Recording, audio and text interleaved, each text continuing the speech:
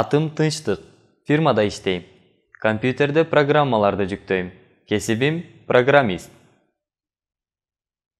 Келинчегим убактылуу иштебейт. Балдар менен үйдө отурат. Ал үй кожойкеси. Атам устаканада эмгектенет.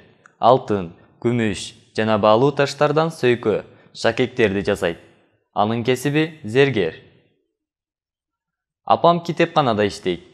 Китепканага келген окурмандарга китеп берет. Анын кесиби китепканачы. Агамдын Бишкекте соода түйүндөрү бар. Ал Түркиядан Кыргызстанга товар алып келет.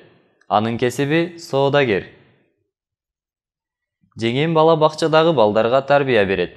Аларга окуганды, жазганды жана санаганды үйрөтөт. Анын кесиби тарбиячы. Чоң атам айылда жашайт. Кой, эчки, уй, жылкы жана тоок багат.